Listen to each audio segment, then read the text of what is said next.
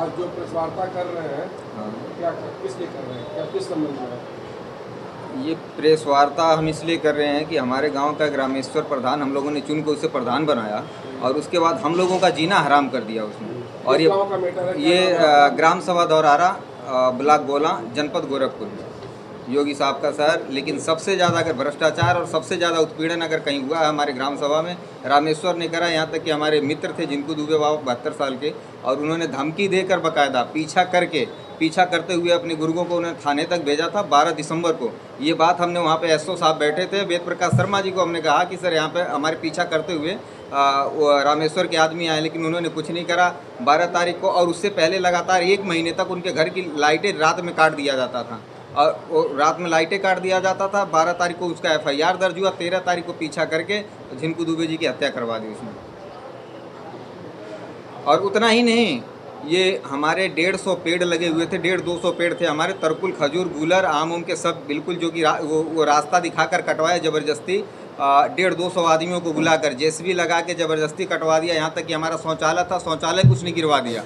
और वहाँ पे ये नेकपाल साहब थे, नेकपाल खुद खड़े होकर कटवाए। और हम बार बार उस पर पैमाइश की बार वो देते रहते हैं कि इस पर पैमाइश के लिए। तो वो क्या कहते हैं, जब भी एक बार टीम बनी तो उसमें जो त्रिपाठी जी हैं, एक नेकपाल, तो वो आशीष त्रिपाठी, तो वो टीम में उन्हों को शामिल करके यहाँ पे भेजा गया। वो भी एक ही तरफ से पैमाइश उल्टी पुल्टी करके वैसे रिपोर्ट लगा के भेज दिया जाता है। तो कंप्लेन आपने नहीं किया था? हमने कंप्लेन यहीं DM साहब के यहाँ का था। DM साहब का उस पर ऑर्डर था कि पहले पैमाइश हो जाए, माननीय DM साहब का और तहसीलदार महोदय का पैमाइश हो जाए, उसके उपरांत कुछ काम हो। लेकिन ज़बरदस्ती 150-200 आदमियों को बुलाकर ज़बरदस्ती उसने पेड़ कटवा दिया।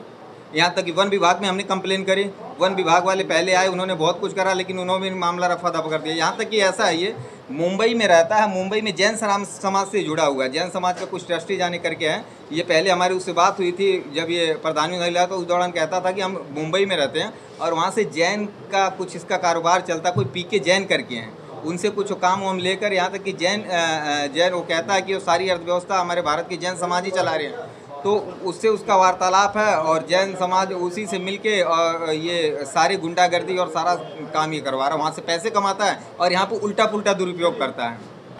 क्या नाम है आपका? मेरा नाम सर अजय दुबे। क्या प्रेस वार्ता किस लिए कर रहे हैं? इसलिए मेरे पिताजी की हत्या हुई और उस हत्या में मतलब कुछ हो नहीं रहा है, सब कुछ बस लीवा पोती का ही काम चल रहा है। और चूँकि यह मैं आज से नहीं, जब से हत्या हमारे पिताजी की हुई मैं तब से लगातार कहता रहा। पिताजी का आपका? मेरे पिताजी का नाम स्वर्गीय झिनकू दुबे। हत्या हुई उसकी कंप्लेन कहीं लिखाया? हाँ, गोला थाने को दिया गया और हत्या से पहले दीपावली के दिन से भी पुलिस को चेतना मतलब दिया गया, बताया गया, लेकिन कोई किसी चीज़ का कोई प्रभाव रहा नहीं। 112 नंबर गाड़ी आती थी, पहले प्रधान के घर पे जाती थी, वहाँ से मिठाई का खर्चा लेकर फिर पीड़ित के पास आता था। वहाँ से 100 नंबर गाड़ी पता करके आती थी, मुझे क्या करना है उसके दरवाजे जाके, उसको पीटना है या उसको इंसाफ दिलाना है। लेकिन मिठाई खा के आते थे और चुपचाप मामला ऐसा करके चले जाते थे। यही रहा। कैसे आरोप लगा सकते हैं कि मिठाई खा के आए? हाँ, हमेशा से खाए हैं। नहीं, ये कहा जा सकता है, ये सत्य है, क्योंकि हमारे 150 पेड़ जब काटे जा रहे थे, आज माननीय योगी साहब ये लोग कह के लगा रहे हैं एक पेड़ माँ के नाम लगाइए। 180 पेड़ मैंने मेरे माँ के नाम के थे, लगभग वो 40 साल पुराने पेड़ थे।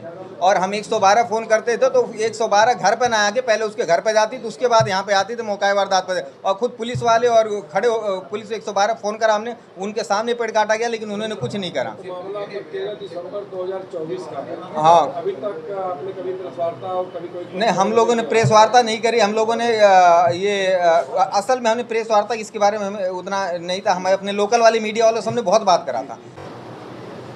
ये जब से रामेश्वर हमारे गांव के प्रधान हुआ है, तब से गांव में कितने लोगों का रास्ता पहले बंद करवा दिया। हमारा भी रास्ता बंद करवा रहा है, लेकिन वो तो हत्या हो गया, नहीं तो अब तक हमारी जो घर जाने का खलंजा लगा हुआ ब्लॉक से लगा है, वो खलंजे पे विवाद लगाया और निषाद 5-7 घर निषाद का एकदम रास्ता बंद कर दिया। गांव में आने जाने का उसको यही काम किया। एक निषाद को 1 लाख रुपया एसओ को दे करके 24 घंटा मरवाया थाने पर।